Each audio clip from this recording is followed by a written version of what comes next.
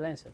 Ok, doutores, então, observando a fase das falas, das exposições de acusação e defesa, tem a defesa, a hora, deixa para se pronunciar a respeito das falas da acusação. Fique à vontade, doutor, a partir de agora, 18h25 até 19h25, temos o seu prazo. Perfeito, obrigado, Excelência. Obrigado.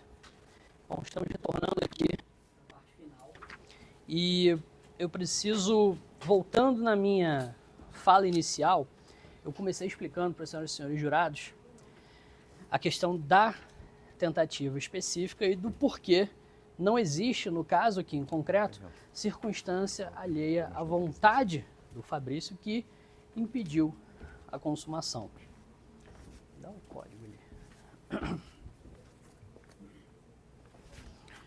Novamente, senhoras e senhores jurados, a defesa se atém ao que está na legislação.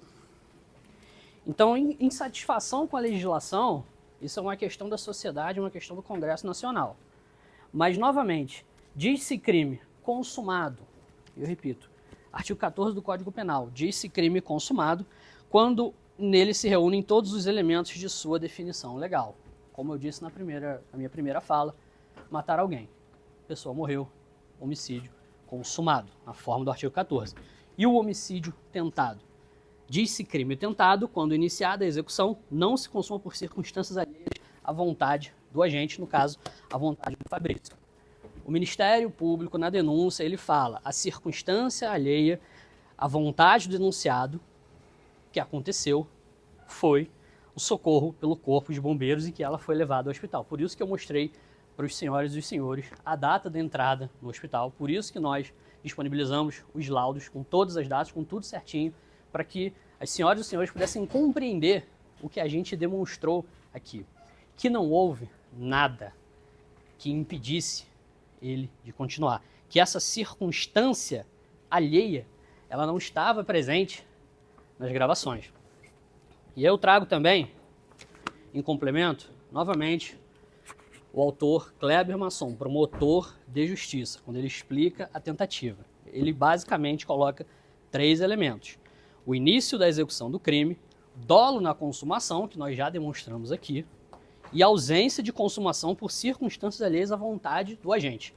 Mais adiante, nesse mesmo capítulo, na página ao lado, opera-se uma ampliação temporal da figura típica, pois com a utilização da regra do artigo 14.2, que foi o que eu acabei de ler, o artigo 14.2 do Código Penal, da tentativa, o alcance do tipo penal não se limita apenas ao momento da consumação do crime, mas também a períodos anteriores.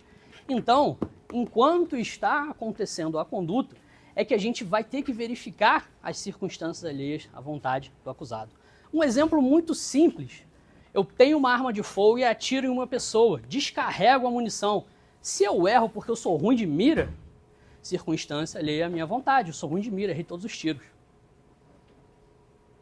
Totalmente diferente dessa situação, porque nesta situação não houve nada que o impedisse de prosseguir. E por isso a gente afirma lá na frente, na sustentação da defesa, a desistência voluntária. Porque de acordo com o que nós conseguimos verificar nos autos que foi produzido aqui, com as testemunhas, com a narrativa do acusado, com a própria manifestação do Ministério Público, é enfático a denúncia. A circunstância alheia foi socorro. Que aconteceu 32 minutos depois que chegou. Falou o doutor João. Ele poderia ter ido buscar uma faca, poderia ter ido buscar um pedaço de cano, poderia ter prosseguido com as agressões. E não foi falado e nem demonstrado a circunstância alheia. É muito simples quando a gente analisa o que está no processo e o que está no Código Penal. Porque a gente guia a nossa defesa, a gente guia toda a nossa sustentação baseado única e exclusivamente nesses elementos de que a inexistência da tentativa, ela é patente quando a gente analisa cada elemento da tentativa de homicídio. Mais uma vez, é chato ficar repetindo essa questão, Mas o crime ele é tentado quando tem uma circunstância alheia. Nós simulamos aqui, uma pessoa me segurou, errei todos os tiros. Essa é a circunstância alheia. Essa é a circunstância alheia que impediu o resultado. Aqui não temos absolutamente nada que tenha impedido. E se não tem isso, não tem a circunstância alheia. Se não tem circunstância alheia, não tem a tentativa. É muito simples a interpretação. Primeiro período de direito consegue interpretar isso que nós estamos explicando aqui agora. É basicamente verificar a ocorrência dos fatos. E nós afirmamos, novamente, afirmo para as senhoras e senhores jurados, não houve tentativa, assim como também não houve qualificadora. Senhores, excelências, agradeço mais uma vez aqui. Estamos aqui todos aqui na fase final do debate, na verdade. E, como o doutor Lucas explicou, a promotora veio em réplica. Só que nesse momento aqui, nós estamos falando de uma acusação de homicídio triplamente qualificado. Nós estamos apontando as qualificadoras. Qualificadora é uma vontade além do normal de matar. Matar alguém, artigo 121, caput. A qualificadora tem que ser demonstrada cabalmente nos autos, de forma inequívoca. Como eu falei com os senhores na primeira passagem, só o fato de uma qualificadora sai do caput, 6 anos, 6 a 20 anos, e vai para 12 a 30 anos. Então, o Ministério Público tem que provar o que coloca aqui na denúncia. Isso também é basilar. Os senhores estão aqui no júri, vocês sabem que o que tem que ser alegado tem que ser provado. Está na lei. Não sou eu que estou falando, é a lei que está dizendo isso tudo. Então nós estamos aqui explicando, demonstrando para os senhores que o que está na lei tem que ser cumprido. O artigo 121, parágrafo 2º, inciso 2, motivo fútil. Nem vou discutir porque não vai ser requisitado. Inciso 3, que foi utilizado aqui, o meio cruel, foi explicado pelo doutor. Inciso 4, a traição. A traição não foi eu que disse, foi o Garcetti, juiz pós-doutorado. Meio que dificultou a defesa da vítima. Agressão por trás. A própria vítima falou que foi imobilizado por trás. Os vídeos não mostraram isso. Então nós estamos demonstrando aqui o que está narrado na denúncia, que a promotora leu a quesitação do que está na denúncia, e estamos demonstrando que o que está na denúncia não se sustenta na instrução processual. Basicamente isso. Quem gosta de pagar o IPTU? Está na lei, né? A lei é para ser cumprida sendo boa ou sendo ruim. A lei é para todo mundo cumprir. A lei não tem que ser boa. Não cabe a nós. Eu ia te dizer Tudo bem. Não, tudo bem, excelência, sem problema, sem problema. Já não tinha sido a primeira vez. A lei, nós somos operadores. Os senhores são intérpretes da lei. Os senhores estão fazendo o uso do juiz. A responsabilidade do senhor é julgar como o juiz faz, baseado na lei. Não concordar com a lei não é fazer justiça. Não concordando com a lei, Congresso, altere a lei. Feminicídio, agora é a maior pena. Com toda razão. Com toda razão. Nós cumprimos a lei. Nós cumprimos a lei. Então, isso que eu estou falando com Vossa Excelência. Nós não queremos nada que a lei não determine. O que não ficou comprovado, infelizmente, pode ter sido por N motivos. Só que os senhores têm que julgar o que está aqui na denúncia. Porque um homicídio triplamente qualificado não se sustenta com o que está no processo. Isso que foi demonstrado durante toda a fala. Então, 2 qualificadoras. Uma, o próprio Ministério Público já falou que não. Porque não tem, realmente. e reafirmo, não existe homicídio sem motivo. Não existe. Eu preciso falar com vocês sobre 3 pontos, né? Já estamos no avançar da hora, mas um ponto principal que eu quero... O primeiro ponto que eu quero abordar com vocês aqui foi uma teoria que é até nova para mim e para a banca defensiva, que a promotora trouxe ao conhecimento nosso aqui, que é a legítima defesa da vida, a defesa da vida, né? Ela falou que aqui o que deve prevalecer, indúbio pro vida. Perfeito, muito obrigado, doutor. Indúbio pro vida é um instituto que não existe em doutrina nenhuma, em lei nenhuma. Eu tenho que esclarecer isso para vocês, porque os jurados aqui, eu sei que vocês não são ingênuos, já tem tempo aqui que participa desse tipo de sessão. Indúbio pro vida não existe. Pode seguir, doutora. Pode. Porque foi dito que não existe doutrina nenhuma. Eu tenho uma doutrina aqui. Eu gostaria que eu lesse. Não, precisa não. Não, só então retira a ideia, porque ela tem que. Ela está Capítulo Indúbio pro vita. Página. Por favor, se quiser ler para o jurado, fica à vontade.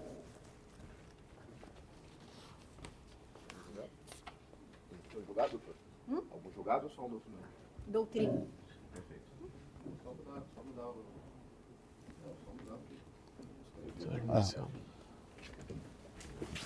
Retificando o que eu disse, o indúbio pro vida é um instituto trazido por esse doutrinador, contudo, não tem nenhuma jurisprudência nos tribunais, nem nos tribunais estaduais, nem nos tribunais superiores, que acolhe esse instituto.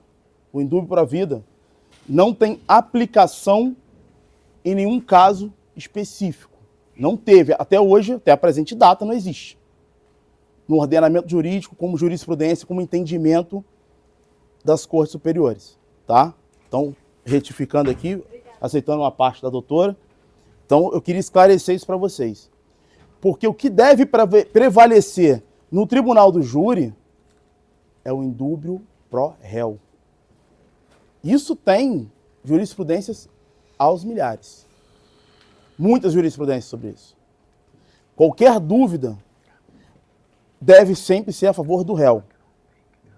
Por quê? Porque para ter uma condenação, necessário se faz a certeza de tudo que está sendo acusado, inclusive das qualificadoras, de cada acusação, a gente precisa ter certeza.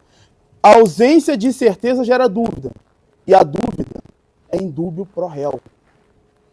Então, esse é o primeiro ponto que eu queria esclarecer com vocês. Um segundo ponto é com relação ao crime de furto. Porque na peça acusatória está sendo imputado o crime de furto ao Fabrício. Furto esse que ele não praticou. Porque no vídeo ficou claro que ele abaixa e pega alguma coisa, mas quem pegou realmente o celular da vítima foi o Odirley. O Fabrício errou quando o Odirley entregou o celular para ele e ele levou até Caxias para vender. O erro dele foi esse, mas não foi ele que subtraiu. Ele não tinha a intenção de subtrair nada da vítima Mauro. Então, com relação ao crime de furto, que é o que está nos quesitos, a defesa pede para que votem não, porque esse crime não foi o Fabrício quem praticou. E eu vou voltar a falar com vocês novamente referente à emoção, ao homicídio emocional. Porque, assim, no vídeo ficou claro que até antes de começar as primeiras agressões, eles tiveram mais um desentendimento frente a frente. Isso aconteceu, está no vídeo. Está provado, vocês viram isso. E o Fabrício, tomado por essa ira, dominado pela emoção, começou sim os atos executórios. Começou sim cometer atos que poderia ter tirado a vida do Mauro, poderia ter custado a vida do Mauro. Começou. Mas ele teve tempo suficiente para terminar aqueles atos. Ele não parou porque o pé doeu. Que a forma que eles estão andando é a forma como ele anda. Não sei se vocês repararam aqui. Então, ele desistiu. Ele parou. Ele, não quero mais. Por que eu estou fazendo? Porque ele não é um morador de rua, aquela pessoa violenta. Não é ele. Esse não é o Fabrício. Ele estava naquela condição devido a alguns problemas pessoais que ele trouxe aqui hoje, mas que, em momento algum, ele agiu de forma fria. Ele agiu foi no calor da emoção. E eu falo para vocês, o calor da emoção é uma coisa que vira a chave. Cada um aqui, com certeza, tem uma chavinha que vira. Eu falo para vocês que fala que vai matar meu filho. Você acha que eu vou esperar a pessoa matar meu filho para poder tirar a vida dele? É óbvio, isso vira minha chave. Isso é fato. Todo mundo tem alguma coisa, uns maiores, outros menores, mas todo mundo tem uma chavinha que é virada. Isso sem dúvida. Eu até cito o exemplo da Copa do Mundo de 2006. O jogador Zinedine Zidane, final da Copa do Mundo, do nada, deu uma cabeçada no zagueiro da Itália, o Materazzi. Por que ele fez aquilo? Qual foi o gatilho que virou a chave dele para ele fazer aquilo? Ele agiu sob violenta emoção. E eu falo para vocês, se o Zidane tem uma arma ali, ele dava um tiro no cara. Isso sem dúvida. Isso é agir sobre a emoção. Porque se ele fosse cabeça fria, naquele momento, ele, deixava isso para lá e ganhava a Copa do Mundo dele. Encerrava a carreira lindo. Mas não, ele foi expulso. Vocês conseguem perceber? A violenta emoção, ela te leva a fazer coisas que, no estado normal de vida, você não faria. Isso aconteceu com o Fabrício. Poderia acontecer comigo, poderia ser com vocês, com qualquer pessoa.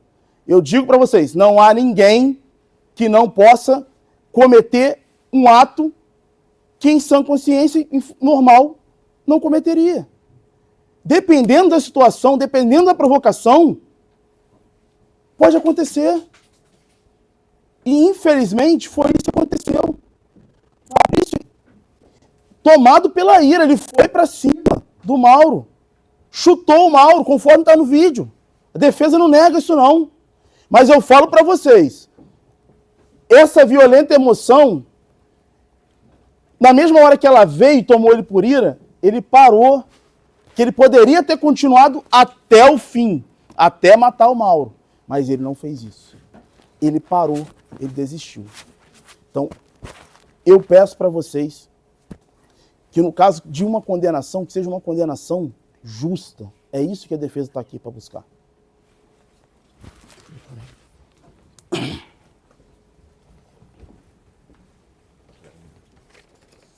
Excelência, o dolo, ele existe e foi falado a Vossa Excelência pela defesa a todo momento.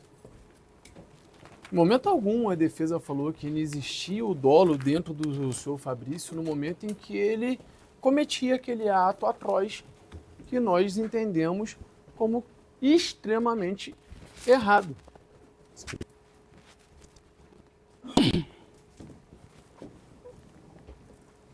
Obrigado. O que a gente precisa delinear novamente, porque foi falado que o Fabrício, o Mauro, ele estava desfigurado, por exemplo. Nós tivemos duas testemunhas que passaram hoje aqui. Uma delas, o Davi Bretas, chegou próximo a ele falando que ele tinha um corte no nariz e não tinha poça de sangue. É isso que a defesa somente pontuou. Nós trouxemos uma pessoa, assim foi arrolada pela Defensoria Pública e pela Promotoria, que confirmou aqui para Vossa Excelência. Excelência, não sou eu falando, novamente, não é a bancada defensiva nem o Fabrício, são as testemunhas que vieram aqui, que afirmaram o que realmente existia. E por que eu falo isso? Porque, por gentileza, pode apagar a luz? Porque novamente foi falado que o Mauro foi atacado pelas costas. E a gente tem um vídeo que foi reproduzido, e eu vou tomar novamente a liberdade de passar para Vossa Excelência, que demonstra o senhor Fabrício e o senhor Mauro, o senhor Fabrício e o senhor Mauro andando na rua. O senhor Fabrício acelera o passo, vai por trás do senhor Mauro, dá um esbarrão. Nesse momento, o senhor Mauro não cai no chão. Nesse momento, o senhor Mauro não tem uma tentativa de homicídio. Naquele momento, e em momento algum, o senhor Fabrício utiliza alguma coisa para lesionar o senhor Mauro.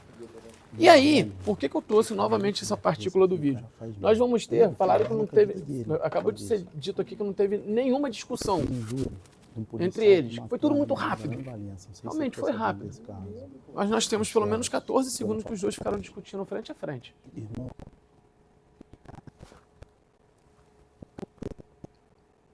Não tem nenhuma agressão nesse momento. Não existe agressão nenhuma nesse momento. Eles estão discutindo. Nitidamente eles discutem. E por que eu trago isso a Vossas Excelências? Porque a tese em si, em que ele ficou imbuído do domínio da violenta emoção depois de ser ameaçado no segunda oportunidade que a gente vai ver, é o que deu o gatilho nele dele cometer a atrocidade que nós vimos. E aí, pode apagar a luz por gentileza? Fiz o recurso de apelação capa 16. Vou meter um resto para ele. Para anular. Nós temos que entender por que esse crime não se consumou. Porque, de fato, o vídeo, ele mostra a atrocidade, mas ele mostra também o porquê que não teve a consumação. E é assim, eu não vou ficar entrando no mérito de quem fala ou deixa de falar. A gente traz para Vossas Excelências o que a lei traz, o que a doutrina traz, o que a jurisprudência dos juízes de primeiro grau ao STJ, STF aplica de forma nítida. O agente que começa a execução, ele não exaure, ele não esgota os meios executórios. Ele está executando o ato. E ele, sem ninguém lhe impedir, igual a gente está vendo no vídeo, ele simplesmente interrompe essa ação. Ele tem a tipificação e adequação típica no Código Penal do artigo 15º. E por que eu coloco a lei para Vossas Excelências verem? Porque a defesa não misturou os institutos em momento algum. A defesa leu o artigo 15º. O agente que voluntariamente desiste de prosseguir na execução ou impede que o resultado se produza, responde pelos atos praticados. Infelizmente, ele está cortando um pouquinho só os dois pontos. E o que nós falamos? São dois institutos. Desistência voluntária, arrependimento eficaz. Se ele exaure, finalizando a execução de todos os atos, ele poderia estar em outro instituto, que não foi citado para Vossa Excelência em momento algum. Nós não falamos de nenhum outro instituto a não ser a desistência voluntária. E a pergunta que eu faço, a questão que eu faço é: quem impediu a execução? Quem de fato segurou os braços, as pernas e impediu a continuidade? Se alguém chegar e falar assim, vou matar tua filha, tu vai esperar o cara matar tua filha? Vai virar tua chave. O vídeo, Excelências, que nós vimos aqui, ele é nítido. E aí eu ilustrei um pouco mais o que a lei, o que o código, o que a doutrina, o que a jurisprudência toda fala do caminho do crime. Nós temos o crime. Para a gente ter um crime, a gente tem que ter a cogitação, você pensa, você tem que ter a preparação, você faz o preparo, você vai no seu carrinho, pega a faca, pega o barra de ferro, pega uma madeira, você começa a execução. E o ponto fulcral da divergência entre defesa e acusação nesse instante é execução. A execução. ela não passou para consumação. Por quê? Um elemento objetivo, atual, que obrigatoriamente tem que ser naquele fato. Não pode ser 32 minutos depois pelo Corpo de Bombeiros e não pode ser 1h10 depois pelo hospital. E aí, assim, é uma coisa que eu preciso mostrar também a Vossas Excelências. Na folha 280 do processo, tem um documento do hospital, gente. Não sou eu, não é a defesa novamente. É um documento do hospital que mostra o horário de 6h20, hora início da triagem, 6h20. O horário que ele foi atendido no hospital foi 6h20. A defesa não está aqui para ludibriar Vossas Excelências. A defesa não age de má fé, a gente roda o Brasil todo, graças a Deus, e a gente não age de má fé. Porque o que a gente pede é que Vossas Excelências apliquem realmente a justiça. Então, peraí, é uma prova que está nos autos. Eu não tenho nenhuma responsabilidade se a outra parte, infelizmente, não conseguiu visualizar esse documento. Mas não é um documento que a defesa constou, é um documento que a promotoria pediu que constasse nos autos. A defesa trabalha com o processo. Isso é prova documental. Se hoje nós viermos a condenar o Fabrício por uma tentativa de homicídio triplamente qualificada, é totalmente diferente do que está aqui no próprio processo e no que as testemunhas falaram. Por quê? O Davi Bretas afirma categoricamente que ele chega às 5h30 da manhã. O fato foi voluntariamente interrompido pelo Fabrício às 5h11. Foram 32 minutos depois que a ambulância chegou às 5h40. 5h41, 5h43, para não falhar a memória. 32 minutos depois. E aí as próprias testemunhas que vieram hoje aqui, uma delas, inclusive, reconheceu o Fabrício lá no local dos fatos. E falou que estava numa distância, se me permite novamente, 3 a 4 metros dele. Não tinha ninguém que, se ele quisesse, nervoso ali, para consumar, quem impediria ele de fazer? Quem de fato impediria ele de vir a consumar o ato? Vossa Excelência tem a resposta. Não existe ninguém ali. Naquele momento não existia ninguém. Muito pelo contrário.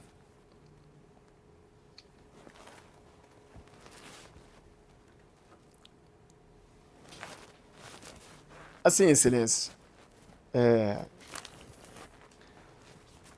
por a gente transitar no território nacional, a gente não pode falar que é natural cada localidade ter um tipo de fala, ter um tipo de comportamento.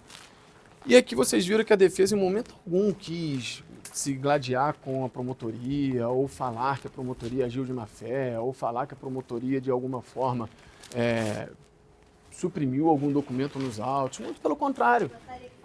Muito pelo contrário. Doutora, se a senhora quiser uma parte, a senhora pede. Se a senhora quiser, segue o rito da lei. Eu não concedo a parte, porque eu não estou citando nenhum ato processual ou documental. Se a Vossa Excelência quiser, pergunte novamente a Vossa Excelência, o juiz. Se ele conceder, perfeitamente eu vou acatar. Mas na minha fala, eu peço respeito a Vossa Excelência, que eu não te interrompi em momento algum. Excelência, por gentileza, concede a palavra à defesa, Excelência. Garante a palavra à defesa, por gentileza. E aí, Excelência, como que acontece? Você pode ver que daqui em diante ela vai tentar me interromper a todo momento.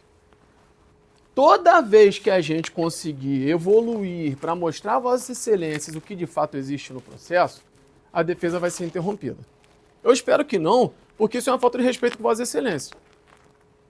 Ainda mais uma pessoa que, pelo menos, pelo que eu percebi, conhece o júri daqui porque faz júri. Então deveria respeitar esse ponto de Vossas Excelências escutar uma acusação de forma plena, mas também escutar a defesa. Porque hoje Vossas Excelências saem daqui desse plenário com a cabeça tranquila, com a consciência tranquila de aplicar a justiça, não serem justiceiros e aplicar a lei de forma correta, se Vossas Excelências escutarem os dois pontos. E decidirem na sua íntima convicção como realmente a lei deve ser aplicada hoje. E para isso, O ponto fulcral que Vossa Excelência tem que ter hoje é, naquele momento em que o fato acontece e é interrompido, a lei ordena que nós, aplicadores da lei, entendamos e aplicamos dessa forma. Alguém, no momento, interrompeu o ato. Alguém impediu. Ele foi contido, impedido. É uma circunstância alheia à vontade. Aplicamos a tentativa. O ato está ali acontecendo, sendo executado. E do nada, sem nenhuma circunstância, ele sozinho cometendo o ato, ele para. Simplesmente ele para. Ninguém impede ele. O vídeo nos mostra isso de forma cristalina. E ele desiste de prosseguir com essa ação e sai andando. Esse é o ponto fulcral da desistência voluntária. Não tem má fé, não tem mágica. E é de uma forma objetiva que nós vemos os fatos e temos a certeza que Vossa Excelência já entenderam que eu quero cometer o ato, mas eu não posso, eu sou impedido de cometer. Temos uma tentativa. Agora, no caso concreto, eu quero, eu posso, ninguém me impede, mas eu paro e não prossigo com a minha ação, é uma desistência. E é uma desistência voluntária. E para isso, Vossas Excelências, votando dessa forma, vai ocorrer a desclassificação para o delito correto que esse rapaz cometeu. Que aqui a gente não vai passar pano. Aqui nós não vamos de forma alguma falar que ele não cometeu um crime, ele cometeu. Mas nós devemos julgar ele pelo crime que ele cometeu. E não por achismo de alguém que não estava no local, que narrando o vídeo, incutiu palavras sem saber de fato o que realmente foi dito no início, no meio ou no final. Nós teremos, Excelência, aquisitação a Vossa Excelência. Sim. Nós falamos de lesão corporal gravíssima. Tá?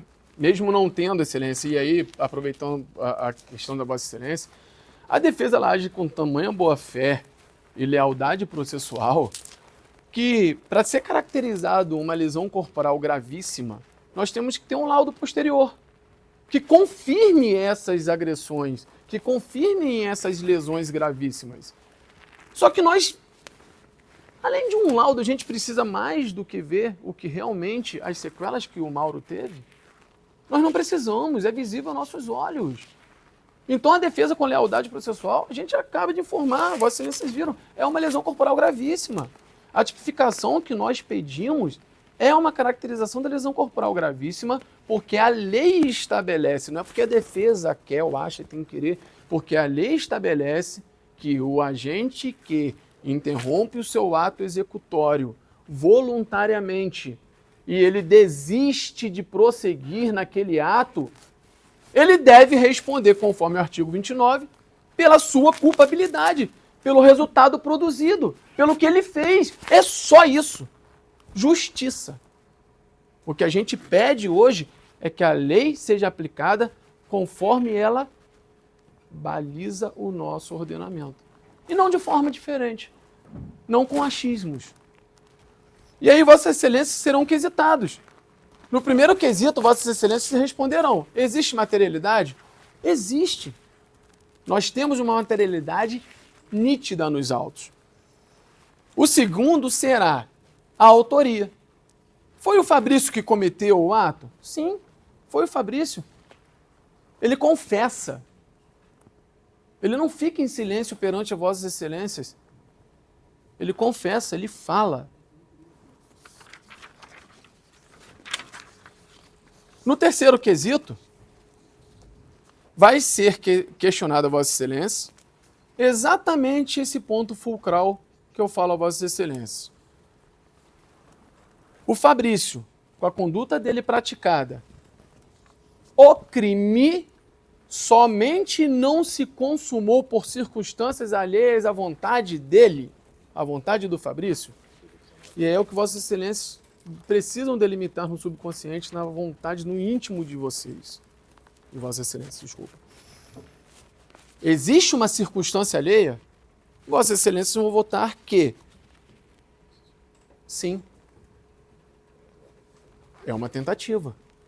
Mas, se no íntimo de Vossas Excelências entenderem que essa circunstância, conforme o próprio vídeo nos demonstra e todos os outros elementos do processo, conforme as testemunhas que vieram aqui, que o Mauro ficou durante 30 minutos para ser atendido, o Fabrício estava presente no local e não consumou o ato, Vossas Excelências vão votar não. E votando não, a desistência voluntária vai ser aplicada. Vai ocorrer a desclassificação, e ocorrendo a desclassificação do delito, Vossa Excelência, o juiz togado, aplicará a condenação, fazendo toda a parte de dosimetria da pena pela lesão corporal gravíssima, a qual a própria defesa, não aguardando uma decisão de Vossa Excelência, já delimita, que é o que realmente aconteceu nos autos. E deve ser realmente condenado dessa forma. Haverá ainda, superado a desistência voluntária, se Vossas Excelências falarem que ocorreu uma tentativa, existe um quesito, que é o quarto quesito, que no íntimo de Vossas Excelências vão ser questionadas se absolvem o senhor Fabrício.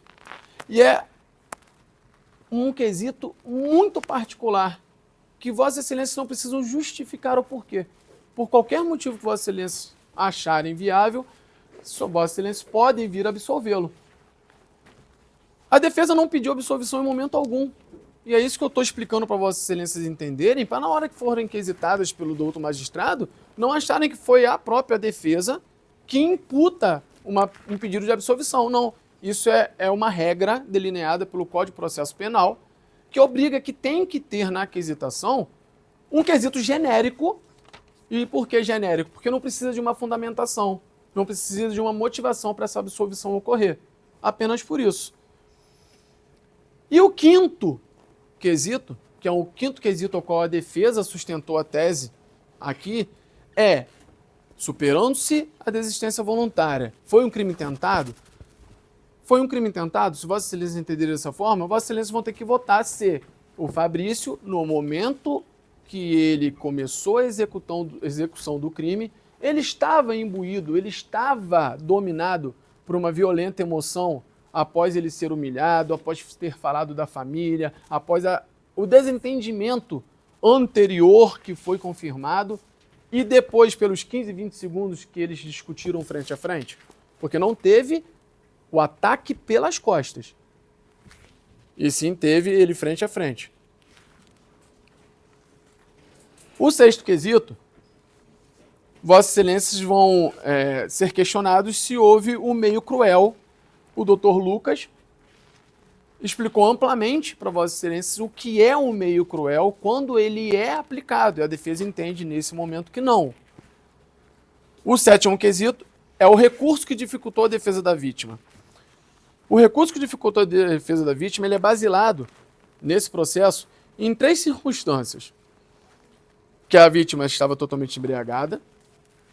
A embriaguez ela só pode ser aplicada como uma causa de qualificadora quando a embriaguez é pré-ordenada, quando a embriaguez é feita pelo Fabrício. Se o Fabrício embriaga o Mauro para que ele realmente consuma o ato, é uma qualificadora, e não é esse o caso. O próprio Mauro afirma para a gente hoje aqui que ele bebeu demasiadamente um pouco além do que ele era acostumado, então não foi o Fabrício, por isso que a embriaguez não é encaixada nesse recurso que dificultou a defesa da vítima, e também porque a vítima foi atingida pelas costas, como se a execução fosse naquele momento antes daquela discussão rápida que existe ali. A gente vê pelo vídeo que não teve esse início de execução do ato pelas costas do Mauro, e por isso que a defesa entende que essa qualificadora também não deve ser aplicada ao Fabrício, caso Vossas Excelências não entendam pela desistência voluntária.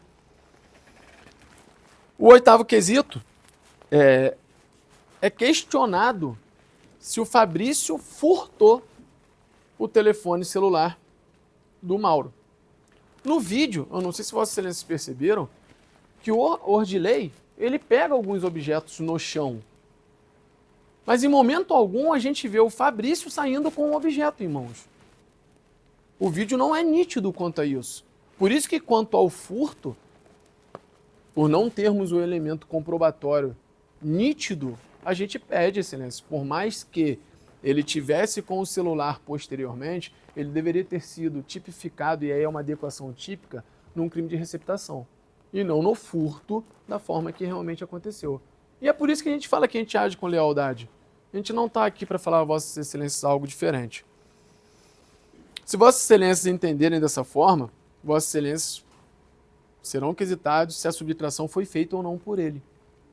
E a gente pede, Excelência, que Vossas Excelências, vendo o vídeo e interpretando, que votem que ele não furtou o celular. E que quem realmente furtou naquele momento seja imbuído. Até porque a tipificação do crime de furto ele não comporta as ações que foram ali realmente delineadas. E aí tem um 10º quesito, que é a mesma coisa do quesito genérico. Se vocês absolvem, por qualquer outro motivo, o Fabrício do crime de furto, independente de qualquer circunstância. Esses são os 10 quesitos que Vossas Excelências serão questionados hoje. E a gente pede a Vossas Excelências, inicialmente, no 3º quesito, delimitem no subconsciente de Vossas Excelências o momento, o ponto fulcral, que divide os dois institutos. Tentativa caracteriza por uma circunstância atual. Ela precisa necessariamente ser atual. Nenhum ordenamento, ninguém no ordenamento jurídico brasileiro, nos tribunais superiores, em toda instância e doutrina e o código afirma que um socorro 32 minutos depois e um outro socorro 1h10 depois pode ser ou pode vir a ser caracterizado de forma efetiva para parar, para cessar, para ser uma circunstância alheia à vontade do Fabrício em executar e finalizar, consumar o delito. E se Vossas Excelências entenderem que não existe essa circunstância, é o que a defesa pede a Vossas Excelências. Entendam pela desistência voluntária, o vídeo é nítido, não é malabarismo defensivo, nós utilizamos o mesmo vídeo, somente ressaltando o ponto a Vossas Excelências do momento em que o Sr. Fabrício, iniciada a execução, interrompe o seu ato, sem ninguém ao lado dele e voluntariamente não prossegue nessa execução. Ele queria, podia, mas no momento da execução, ele simplesmente decide paralisar o seu ato. A gente entende, Excelências, que Vossas Excelências estão completamente aptos a julgar. A defesa, em nome dos meus colegas de bancada, agradece muito a atenção de Vossas Excelências. Julguem com justiça, não com vingança. Eu tenho certeza que Vossas Excelências, nessa comunidade, não querem vingadores. E sim que a gente consiga aplicar a justiça de forma plena, de forma exata e conforme a lei manda. Obrigado, Excelências.